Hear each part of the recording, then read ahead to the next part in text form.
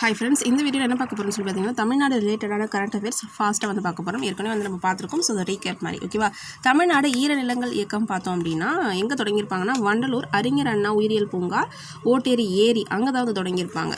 So இது என்ன ஈரநிலங்கள் இயக்கம் அப்படின்னா தமிழ்நாட்டில் இருக்கக்கூடிய 100 ஈரநிலங்களில் சுற்றுச்சூழல் மறுசீரமைப்பு அதுக்காக தொடங்கப்பட்ட இயக்கம் தான். 1971 ஈரானில் வந்து ஒரு சுற்றுச்சூழல் மாநாடு நடந்திருக்கும். அங்கே போடப்பட்ட ஒப்பந்தத்தின்படி தான் இந்த ஈரநிலங்கள் அப்படிங்கிறது கொண்டு வந்திருப்பாங்க. வெட்லேண்ட் அப்படிங்கிறது அந்த இயக்கம் கொண்டு வந்திருப்பாங்க. அது நடைமுறை வந்து 1975 வந்திருக்கும். ஓகேவா. அடுத்ததாக மெரைன் எலைட் ஃபோர்ஸ் அப்படிங்கிறது தமிழ்நாடு அரசு கொண்டு வந்த ஒரு இயக்கம் தான். எதுக்காகனா கடல் உயிரினங்களை வந்து வேட்டையாடுவதையும் அதை கடத்துறதையும் தடுக்கிறதுக்காக கொண்டு வந்த ஒரு ஸ்கீம். ஓகேவா. கலைஞர் நூற்றாண்டு உயர் சிறப்பு மருத்துவமனை சென்னையில் இருக்கக்கூடிய கிண்டியில் தொடங்கியிருப்பாங்க.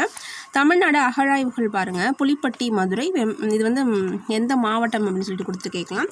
ஸோ அதனால் புலிப்பட்டி மதுரை, வெம்பக்கோட்டை விருதுநகர், பூதிநத்தம் தருமபுரி, இந்தலூர் செங்கல்பட்டு, துலுக்கல்பட்டி திருநெல்வேலி, பொற்பனை கோட்டை அப்படிங்கிறது புதுக்கோட்டை மாவட்டம். ஓகேவா. தமிழ்நாடு மாநில பறவைகள் ஆணையம் அப்படிங்கிறது எதுக்காகனா பறவைகளோட பாதுகாப்பை வழிபடுத்துறதுக்காக ஏற்படுத்தப்பட்டது தான். ஓகேவா. ஸோ அடுத்ததாக நம்ம ஏற்கனவே பார்த்துருக்கோம் நிதிநுட்ப நகரம் அப்படிங்கிறது சென்னை நந்தம்பாக்கத்தில் தொடங்கியிருப்பாங்க. 2025 தமிழ்நாட்டை வந்து நிதிநுட்ப நிறுவனங்களோட மையமாக மாற்றுவதற்காக 2020 கொள்கைப்படி இது வந்து அமைக்கப்பட்டிருக்கும்.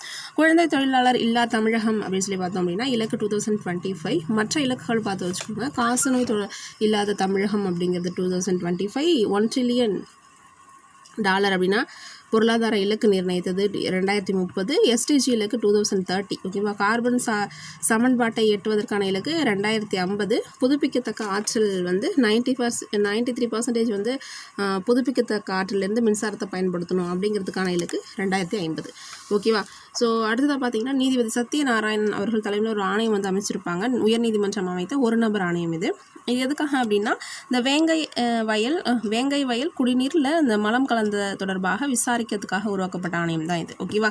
ஸோ அடுத்ததாக பாருங்கள், துப்புரவு பணியாளர்களுக்காக ஒரு ஆணையம் வந்து அமைச்சிருப்பாங்க. அவங்களுடைய குறைகளை நிவர்த்தி செய்வதற்காக அமைக்கப்பட்ட ஆணையம் அப்படிங்கிறது தான். ஓகேவா. ஸோ ஒரு 10 கரண்ட் அஃபேர்ஸ் அப்படிங்கிறத நம்ம வந்து பார்த்துட்டோம். அடுத்த வீடியோவில் கண்டினியூ பண்ணலாம். தேங்க்யூ.